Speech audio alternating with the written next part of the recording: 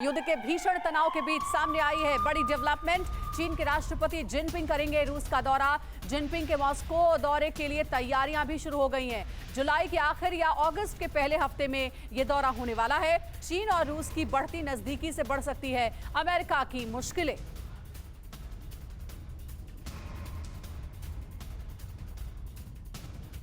और अगली बड़ी खबर, अमेरिका के खिलाफ एक और बड़ी गोलबंदी होती हुई नजर आ रही है। रूस, टर्की और ईरान की 19 जुलाई को एक बड़ी मीटिंग होने जा रही है। तेहरान में होने वाली इस मीटिंग पर भी दुनिया भर की नजरें हैं।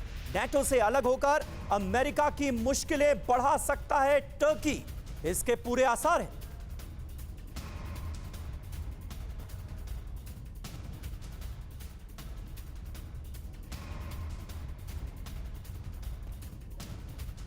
तो देखिए अमेरिका के खिलाफ किस तरह से एक और बड़ी गोलबंदी की तैयारी है, ये हम आपको डिटेल में बताएंगे अपने तमाम खास मेहमानों से। आपका तारुफ भी कराते चले। हमारे साथ इस वक्त कई खास मेहमान जुड़ चुके हैं। मेजर जनरल संजय स्वाय साहब इस वक्त हमारे साथ मौजूद हैं बतौर डिफेंस एक्सपर्ट।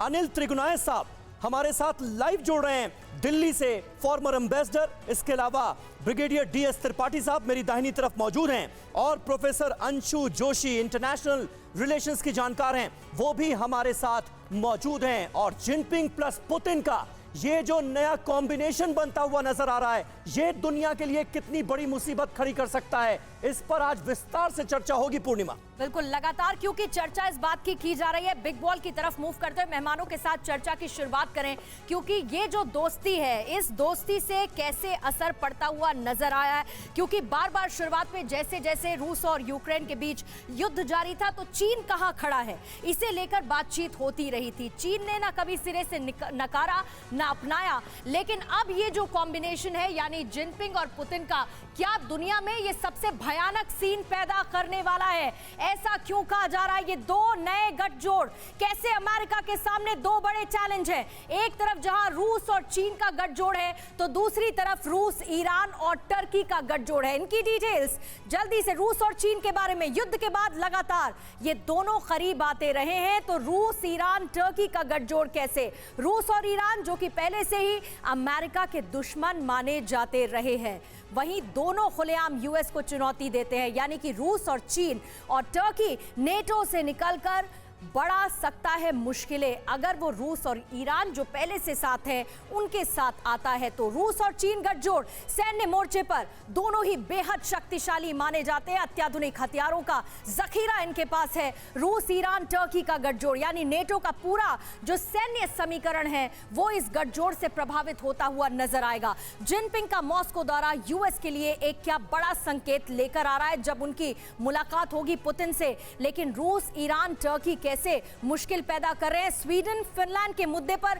पहले से ही टर्की अपना वीटो लगा चुका है और इसी वीटो के साथ दोनों ही देशों के लिए यह मुश्किल पैदा हो रही है कि चाहकर भी क्या वो नेटो का हिस्सा, अंजलि, बन पाएंगे।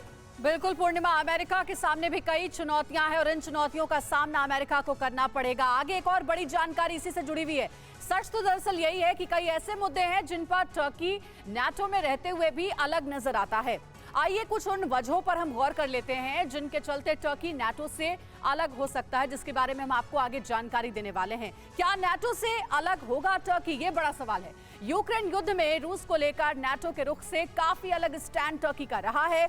युद्ध में यूक्रेन का समर्थन तो किया, लेकिन पुतिन को नाराज भी नहीं किया। स्वीडन और फिनलैंड की नाटो सदस्यता का खुलकर विरोध किया गया। अमेरिका और रूस के बीच चले शीत युद्ध में तटस्थ भूमिका निभाई है अभी तक टर्की ने।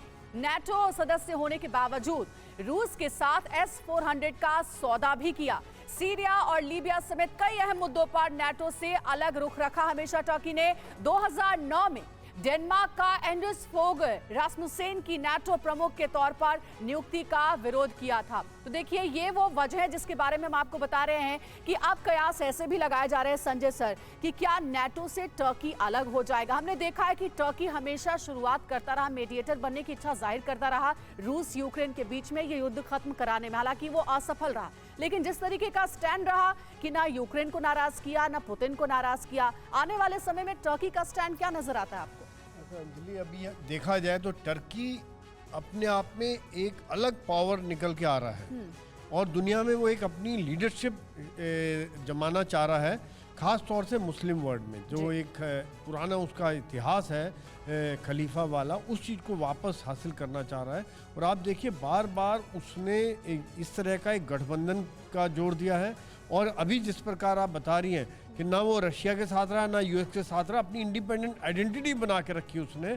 और ये दिखा रहा है कि टर्की एक जो मध्यस्थता भी की है उसने, वो सब दिखा रहा है कि एक लीडर के तौर पे निकल के आ रहा है। और ख़ास तौर से आप देखिए उनके हथियार भी बिक रहे हैं, जो ड्रोन उनका बख्तियार है T-12 कितना सक्सेसफुल हो रहा है, आज उसकी दुनिया में बहुत मार्केट बढ़ गई है। तो ये सब ठीक बात है संजय सोय साहब, लेकिन यहाँ हमारे साथ अनिल त्रिगुनायत साहब भी मौजूद हैं, फॉर्मर एम्बेसडर। त्रिगुनायत साहब, ये बताइए जरा कि नाटो से अलग होकर टर्की को हासिल क्या होगा, और ये जो ईरान, रशिया और टर्की का नया कॉम्बिनेशन हम देख रहे हैं आने वाले वक्त में बनते हुए, ये क्या गुल खिलाता हुआ नजर आ रहा है?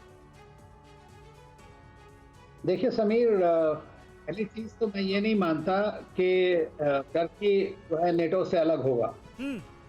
देखिए टर्की जो है उसका यूएस के साथ में, दूसरे कंट्रीज के साथ में काफ़ी इम्पोर्टेंस है।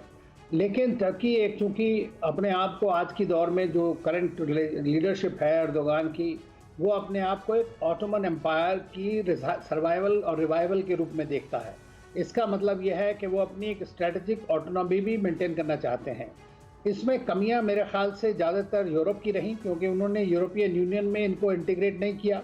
अगर कर देते तो उसके बाद शायद है आसान होता है इनके लिए। तो नेटो में भी इनको ये पता है कि उनके लिए रशिया भी बहुत इंपॉर्टेंट है। सीरिया में जो और मिडल ईस्ट में जितना भी कुछ है, वहाँ रशिया एक नया रोल प्ले कर रहा है, जैसा आप जानते हैं सीरिया के अंदर और लीबिया में और सब जगह। तो वहाँ पर भी सीरिया तो सबसे बड़ी वजह रही है ना, सीरिया तो सबसे बड़ी वजह रही है टर्की और रशिया के बीच विवाद की।